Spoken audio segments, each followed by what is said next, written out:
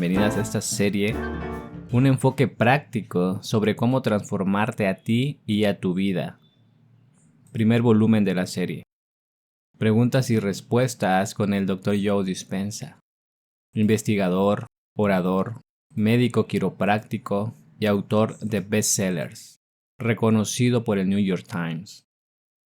Ahora la sesión número 1, introducción y bienvenida por el Dr. Joe Dispenza. Este CD te dará una mayor comprensión de lo que significa cambiar. El cambio es una constante. El cambio es un concepto interesante porque requiere hacerse consciente.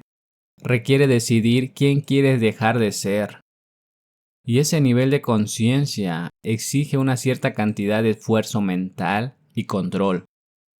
Quiero hablar de la importancia del cambio y por qué deberíamos o desearíamos cambiar y por qué querríamos crear un nuevo yo o una nueva vida. ¿Cuáles son los beneficios? El cambio tiene todo que ver con expandirse. Tiene que ver con desprender ciertos rasgos que hemos memorizado y reaprender nuevos estados, con eliminar el hábito del antiguo yo y reinventar un nuevo yo. Tiene que ver con tu decisión de dejar de pensar, actuar o sentir de un modo predecible. Y esto requiere podar conexiones sinápticas y desarrollar nuevas conexiones. Requiere desmemorizar estados emocionales que se han vuelto parte de tu personalidad y luego reacondicionar tu cuerpo a una nueva emoción o a una nueva mente. Según la neurociencia, tenemos 3 cerebros que nos permiten pasar de pensar, a actuar, a hacer.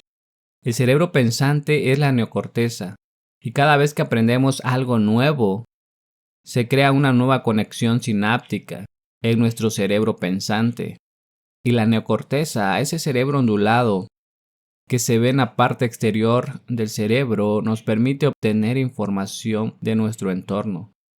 Cuando aprendemos algo nuevo, añadimos una nueva puntada a los circuitos que son como un tapiz tridimensional en nuestra materia gris. No basta con aprender esa información. Es importante aplicar lo que aprendemos, personalizarlo, demostrarlo.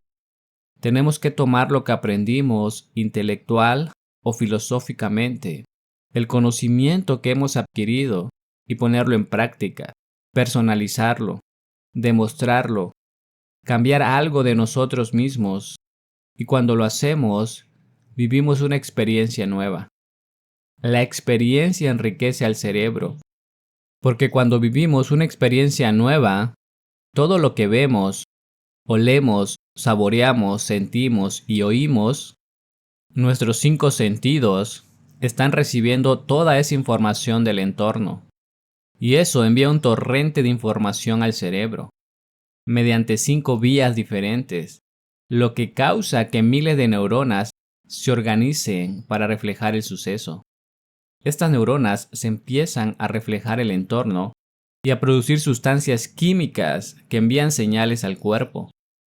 Cuando eso sucede, se activa el segundo cerebro, llamado cerebro límbico o cerebro emocional. En cuanto modificamos nuestra conducta y vivimos una nueva experiencia, estamos instruyendo al cuerpo emocionalmente para enseñarle lo que entendió intelectualmente. Y ahora hay 2 cerebros que trabajan juntos. La mente y el cuerpo van al unísono. Ahora encarnas el conocimiento. No basta con tener la experiencia una sola vez. Tienes que ser capaz de repetirla, hacerlo una y otra vez, y tienes que memorizarla. Tienes que condicionar neuroquímicamente tu mente y tu cuerpo, al punto de que tu cuerpo lo sepa tan bien como tu cerebro. Cuando haces esto, pasas a un estado del ser. Cuando estamos en un estado del ser, nuestros pensamientos y sentimientos se alinean con un concepto y se activa el cerebro llamado el cerebelo, el centro de la memoria, donde lo hemos practicado tantas veces que ya no tenemos que pensar en ello. El proceso de cambio requiere que pasemos de pensar, actuar, a hacer. Nuestros pensamientos fijos son conductas habituadas y nuestras emociones memorizadas determinan quiénes somos.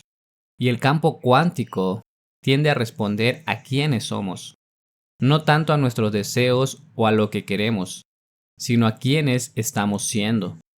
Entonces, entrar en un estado del ser nos permite cambiar no solo nuestra salud, sino vías y escenarios de nuestra vida. Veamos un ejemplo de cómo sucede. Supongamos que leíste un libro llamado Del perdón al amor, a la libertad y a la transformación personal, y te quedaste tan fascinado con la información de este libro que te pasaste horas mientras conducías tu coche pensando en todo lo que habías aprendido. Se te ocurren nuevas ideas a partir de la información de este libro. Escuchas el CD complementario. Podríamos decir que toda esta información es intelectual, es teoría, es filosofía, está almacenado en tu cerebro pensante. Y a medida que repasas esta información, cuando piensas en eso, lo que aprendes, lo que repasas, lo que contemplas, lo que memorizas en tu cabeza, hace que ciertas neuronas desarrollen una relación a largo plazo. Podríamos decir que el concepto de la neurociencia, las células nerviosas que se activan juntas, se conectan entre sí. Significa que estás configurando nueva información en tu cerebro filosóficamente.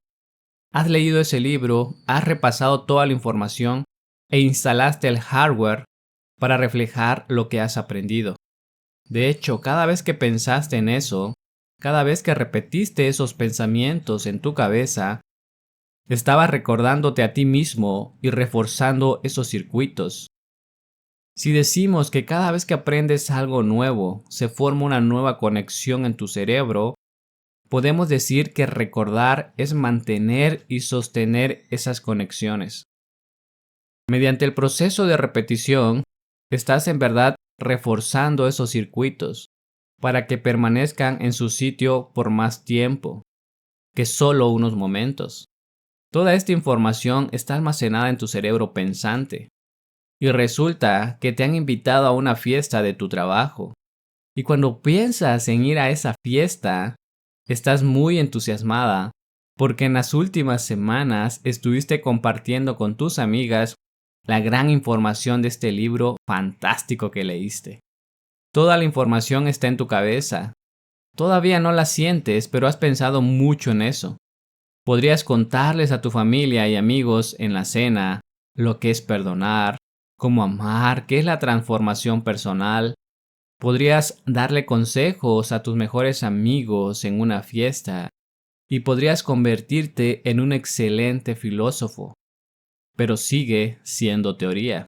Y ahora que te han invitado a esta fiesta laboral, oyes que uno de tus enemigos, alguien que te traicionó, alguien que te difamó o alguien que te acusó falsamente, va a ir a la fiesta.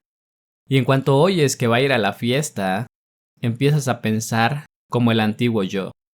Lo que vas a decir, lo que vas a pensar, lo que vas a hacer, cómo te vas a sentir. Y mientras piensas de este modo viejo y conocido, de pronto se te ocurre: ¿qué parte del conocimiento, qué parte de la filosofía que aprendí de este libro podré aplicar de verdad? ¿Qué podría demostrar cómo debería cambiar mi conducta y hacer exactamente lo que dice el libro para vivir una nueva experiencia? Es decir, ¿cómo puedo hacer que mi conducta coincida con mis intenciones? ¿Cómo puedo hacer que mis actos equivalgan a esos nuevos pensamientos? En cuanto te sientas en el sofá y empiezas a repasar, a pensar y a recordarte a ti mismo y contemplar todo lo que aprendiste, en cuanto piensas de un nuevo modo, forzas a tu cerebro a que se active en nuevas secuencias, nuevos patrones y nuevas combinaciones.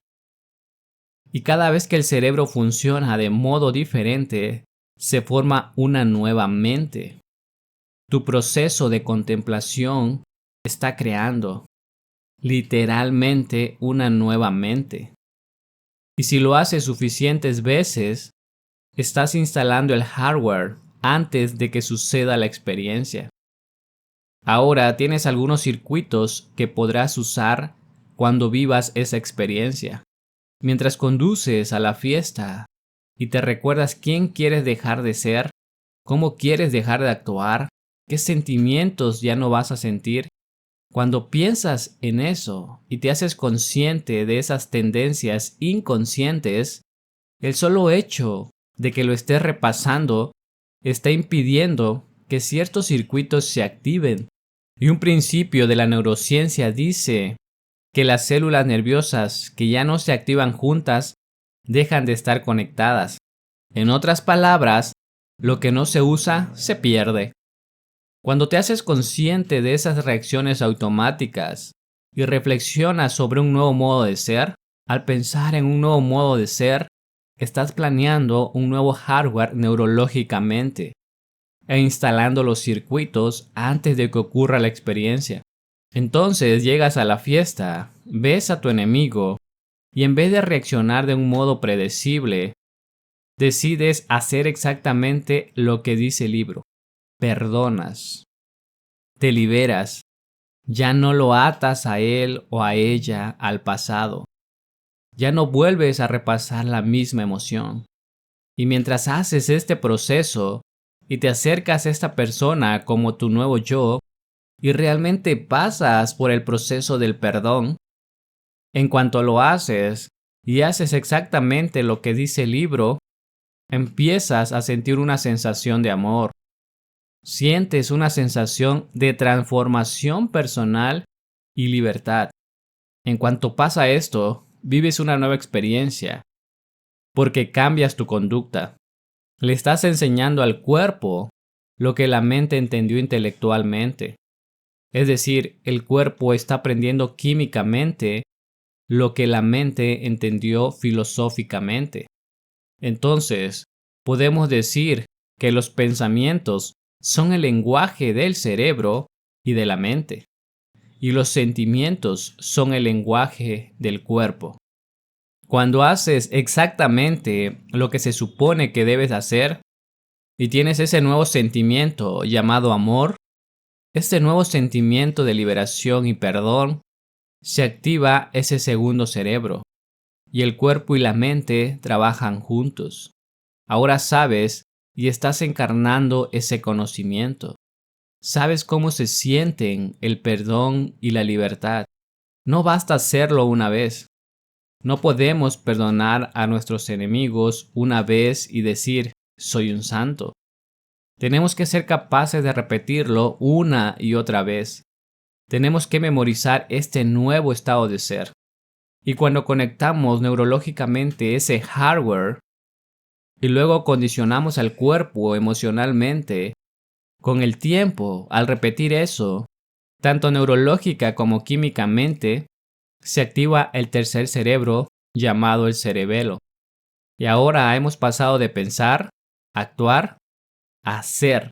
Si lo practicamos lo suficientemente, cuando entramos en ese estado del ser, significa que nuestra mente y nuestro cuerpo están en un orden exacto.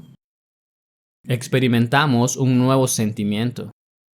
Si podemos mantener ese nuevo estado de ser y memorizarlo, podemos decir que en ese estado del ser, cuando la mente y el cuerpo trabajan unidos, hemos memorizado un orden interno tan poderoso que ninguna situación de nuestra vida puede apartarnos de él.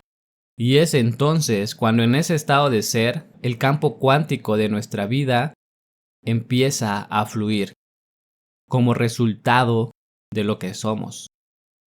Entre el 90 y el 95% de lo que somos cuando alcanzamos los 35 años de edad reside en un sistema de memoria subconsciente, donde se encuentran la mayoría de nuestros hábitos y conductas. Nuestro deseo natural en la vida es pasar de pensar, actuar, a hacer. Y cuando logramos que esos estados mentales llamados amor, perdón y compasión sean tan automáticos como los que nos llevan a nuestras expresiones más bajas, nos encontramos en una nueva aventura. Nos dirigimos hacia una nueva vida, una nueva realidad. Espero que te maravilles. Nos vemos en el siguiente episodio. Hasta pronto.